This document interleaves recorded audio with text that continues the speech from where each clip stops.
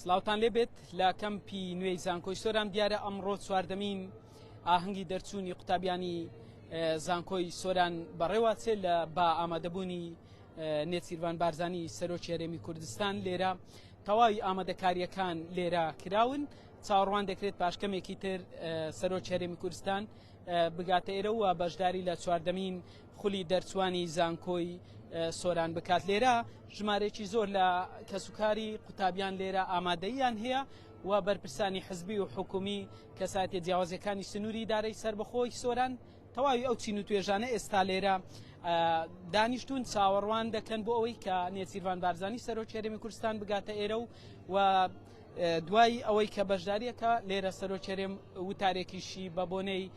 چواردەمین خولی دەرچوانی زانکۆی سۆران لە سۆران دەبێت. لێرە تەنیا ئەوەی ماوە ئێستا قوتابیانی بەشە جیاوازەکانن کە زانکۆی سۆران 5 فاکەڵتی هەیە ئەو قوتابیانە ماون ئەوانیش ئەو جلوبەرجیان پۆشیوە و پاشکەمێکی تر لێرە دێن و لەسەر ئەم کورسیانە دادەنیشن.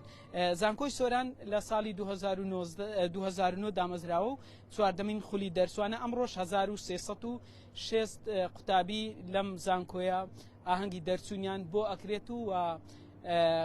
شێروان شەریف سەرۆکی زانکۆی سۆران ڕایگەیان کە لەم ڕێژێدا پشکی شێربەر کچان کەوتووە کە 155 پێک دێنێ کە 145ش کوڕن کە ئەم ساڵ لەم چواردەمین خولی دەرچوانی زانکۆی سۆران ئاهەنگی دەرچوونیان بۆ ئەکرێت. دەمەوێت ئاماژە بەوەش بکەم کە ئەم ساڵ دوو بەشی نوێ لە زانکۆی سۆران کراونەتەوە هەریەک لە بەشی باخچەی ساوایان کە یەکێکە لە بەشە گرنگەکان چەند ساڵێکە نەبوو ئەم ساڵ لێرە کراوەتەوە و جگە لە بەشی باخچەی ساوایان بەشی ڕۆبۆتینگ کە ئەمیش یەکێک لە بەشە گرنگەکانە لێرە لە زانکۆی سۆران ئەم بەشەش کراوەتەوە. ئێستا هەم بڵێم کەسوکاری قوتابیان لێرە ئامادەیان هەیە هەمیش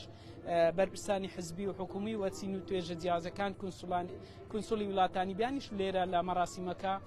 ئامادەیان هەیە و پاشکەمێکی تر نێچیروان بارزانی سەرۆکی هەرێمی کوردستان دەگاتە زانکۆی سۆران. ئێستا لە ئیدارەی سربەخۆی سۆرانە لەوێ لەگەڵ سەرپەرشتیاری ئیدارەی سربەخۆی سۆران و گفتوگۆی دەبێت دواتریش دێتێرە بەشداری لە چواردەمین خولی دەرچوانی زانکۆی سۆران دەکات.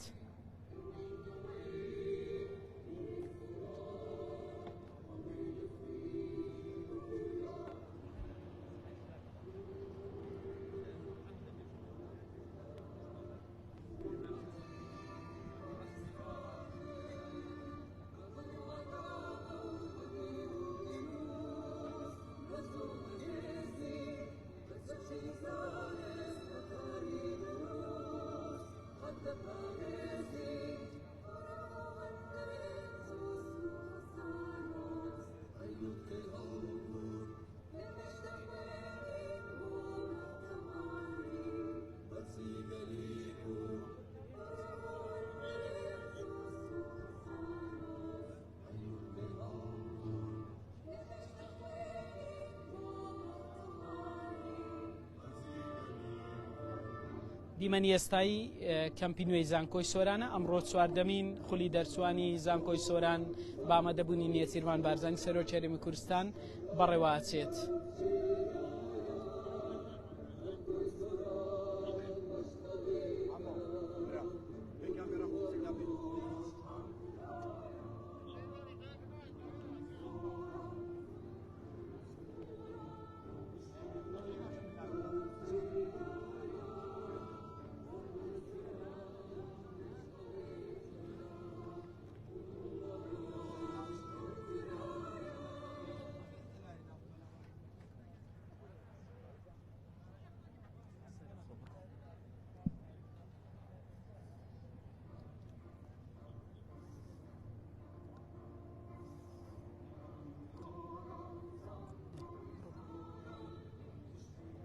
بەڵێ ئەمڕۆ ئاهەنگی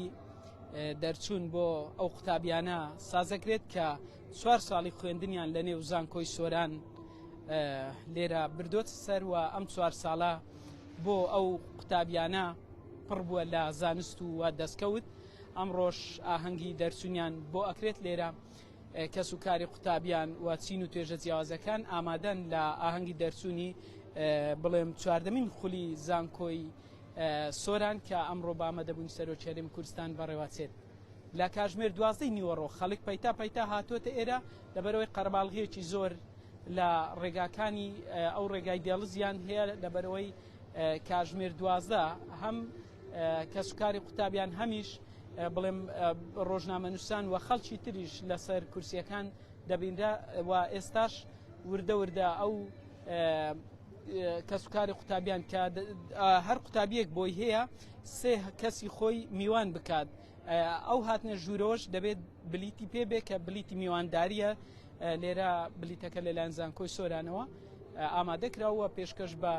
یاخود دەدرێت بە قوتابێ و قوتابیەکەش بۆی هەیە بلیتەکە بە سێ کەس بدات. ئێستاش پاشکەمێکی تر وەک گوتم سەرۆکی هەرێمی کوردستان دەگاتە ئێرە و وتاریشی دەبێت کەسوکاری قوتابیان لە چاوەڕوانی ئەوەن کە ئاهەنگی دەرچوونی قوتابیەکانیان ببینن کە باوکو دایکان وە خوشک و برا هاوڕێ ئەوانە هەموو لێرە لە کەمپی نوێی زانکۆی سۆران ئامادەییان هەیە بەشدارن لە چواردەمین خولی زانکۆی سۆران.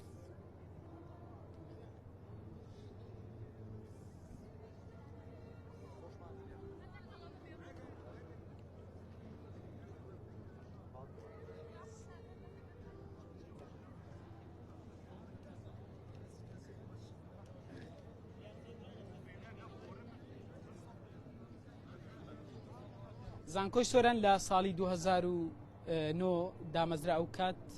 بە کۆلیژێک دەستی پێکرد کە زەڕوریەتێکی دەڤەری ئیدارەی سربەخۆی سۆران بوو. ئێستا یەکێکە لە زانکۆ هەرە نایبەکان لە ڕێزبەندی یەکەمە لەسەر ئاستی کوردستان کە هەفتەی ڕابردوو ڕێزبەندیەک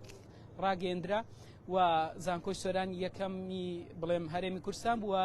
هەشتەمی ئاستی عێراقیشە. چەندین توێژینەوە لە زانکۆی سۆران لەلایەن قوتابیان لە بەشە جیاوازەکان ئەنجام دراون و دەمەوێ ئەوەش ئاماژە بەوە بکەم کە شێروان شەریف سەرۆکی زانکۆی سۆران ئاماژەی بۆ کرد ئەوان پارێزگاری لەو ڕێزبەندیەکەن کە وەک زانکۆی سۆران ئەم لە هەفتەی ڕابردوو کە ڕێزبەندیەک ڕاگەندرا ئەوان پلەی یەکەمیان بەدەستێنەوە گوتی هەموو ئەو سەرکەوتنانەی کە زانکۆی سۆران تۆماری ئەکا بە هەوڵ و ماندووبوونی شەونخوونی ئەو قوتابیانەیە کە لە 5 فاکەڵتی جیاوازی زانکۆی سۆران دەخوێنن و ئەمڕۆژ ئاهەنگی دەرچوونیان بۆ ئەکرێت و لێرە سەرۆکی زانکۆ وتاریە بێ و هەم سەرۆکی هەرێمی کوردستانش لێرە کەسوکاری قوتابیان ئامادەی مەراسی من کە ئەمڕۆ چواردەمین خولی دەرچوانی زانکۆ لە نێو کەمپی نوێی زانکۆی سۆران دەکرێتەوە. بەشی ڕۆبۆتینگ یەکێک لە بەشە گرنگەکانە کە ئەمساڵ لە زانکۆی سۆران کراوەتەوە و جگە لە بەشی ڕۆبۆتینگ بەشی باخچەی ساوانیش هەیە و قوتابیانی زانکۆی سۆران کە سەرۆکی زانکۆ ئاماژەی پێکرد کە بەشێکی زۆر کە هێشتا تەخەڕوجیان نەکردووە یاخود ئاهەنگی دەرچوونیان بۆ نەکراوە لێرە بوونەتە خاوەنکار.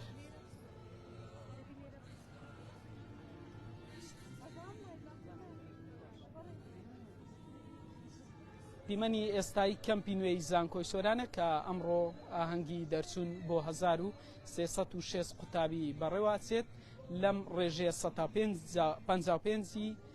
ئافرەتن و 145شی کچن.